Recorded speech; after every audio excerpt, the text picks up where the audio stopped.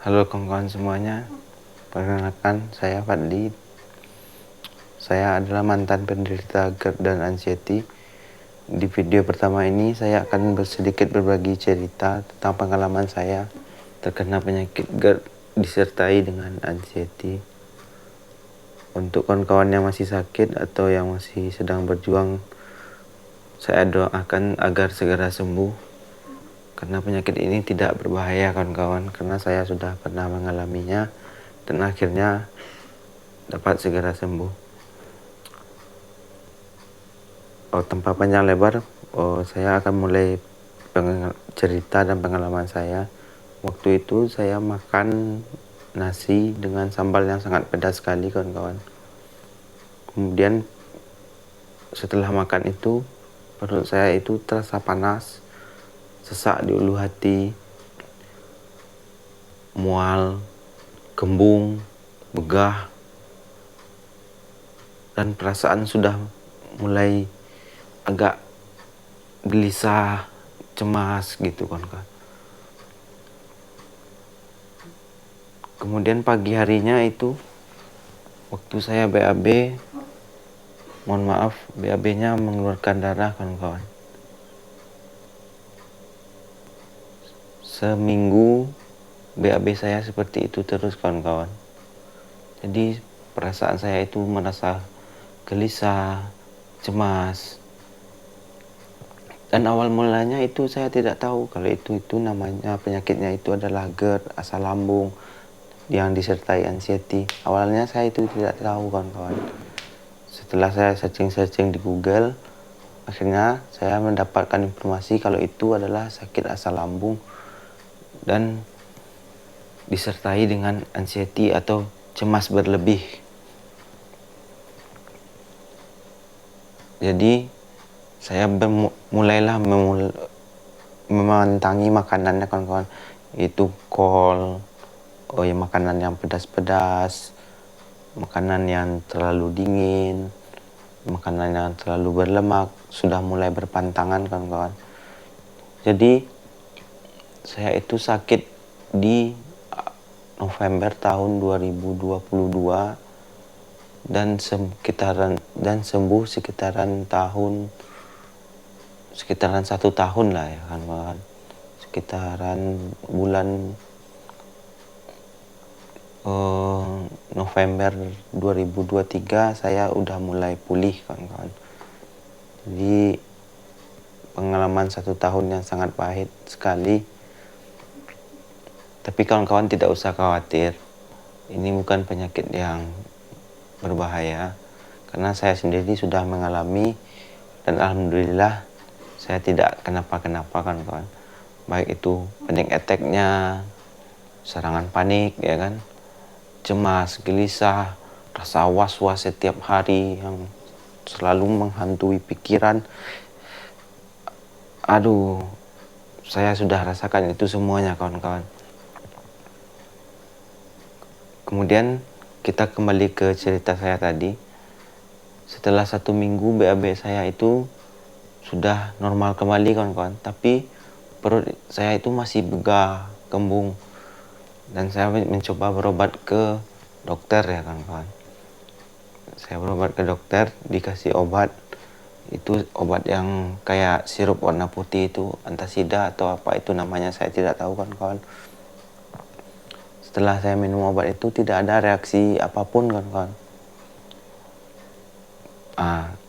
Karena reaksi tidak ada, perasaan sudah semakin cemas, semakin gelisah. Sudah berobat, kok tidak sembuh-sembuh.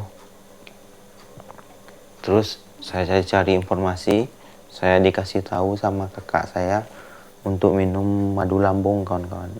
Mungkin untuk madu lambungnya kawan-kawan saya akan tulis di kolom deskripsi madu lambung yang saya minum. Singkat cerita, setelah 4 bulan saya minum madu lambung, akhirnya lambung saya normal kembali kawan-kawan. Sudah tidak begah lagi, sudah tidak kembung lagi. Pokoknya sudah normal, makan sudah normal. Tapi perasaan cemas, gelisah, was-was takut ini, takut itu.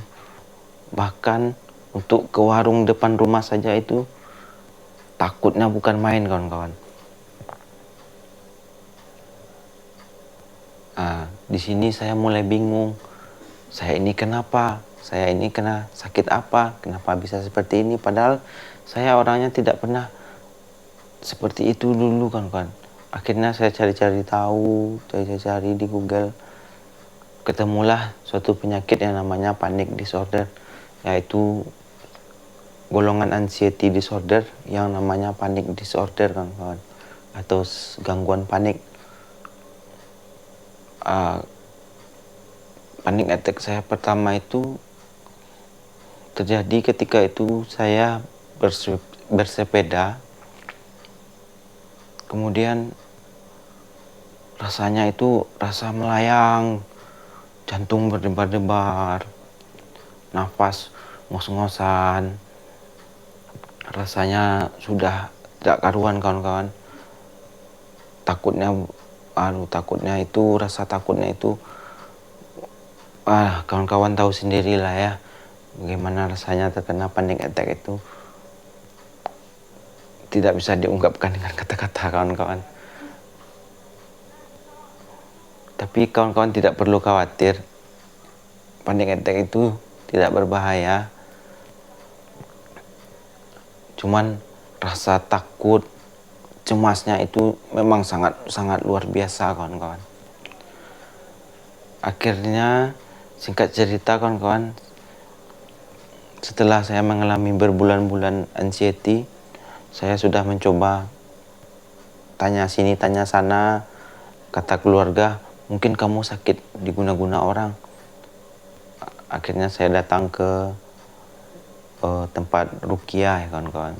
Datang ke tempat ruqyah, saya berobat di sana, berbekam ruqyah, tapi tidak ada ansurannya, kawan-kawan. Mohon maaf, saya bukan menjelekkan tempat berbekam atau tempat ruqyah, ya kawan-kawan. Hanya saja mungkin penyakit saya tidak sesuai dengan pengobatannya.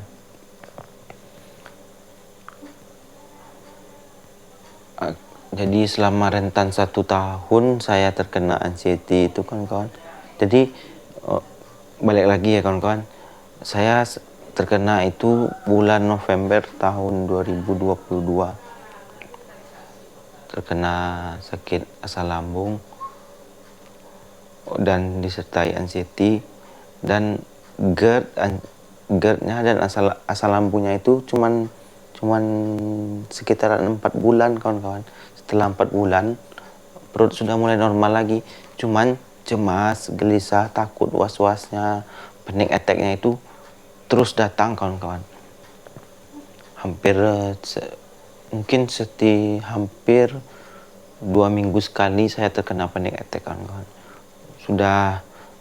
Sudah sering ya saya kena panic attack itu, dan rasanya itu sangat benar-benar luar biasa. Rasanya terbang melayang, jantung berdebar, waduh, tak karuan, kawan-kawan. Kawan-kawan yang pernah mengalami pasti tahu ya, pasti tahu lah ya. Jadi singkat cerita, sudah berobat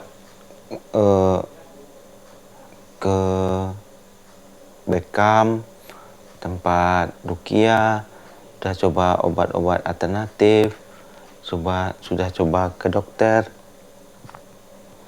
Jadi tidak ada ansuran, kawan-kawan. Jadi saya cari-carilah di Google, di YouTube.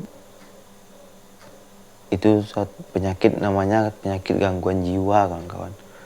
Jadi kita disarankan untuk berobat ke psikiater. Pertama saya tidak percaya kalau saya ini bisa terkena satu penyakit gangguan jiwa, kawan-kawan. Padahal keluarga ataupun sanak keluarga saya sendiri tidak pernah mengalami penyakit seperti ini, kawan-kawan. Jadi ketika panic attack itu datang, saya sempat dilarikan ke UGD. Setelah sampai di UGD sekitaran 15 atau 30 menit, kemudian saya itu normal kembali kawan-kawan.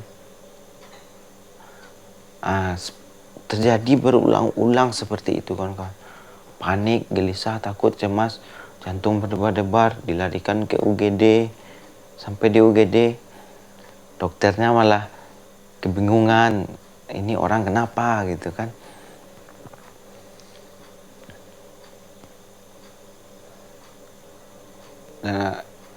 Dan itu terjadi berulang-ulang kali kawan-kawan.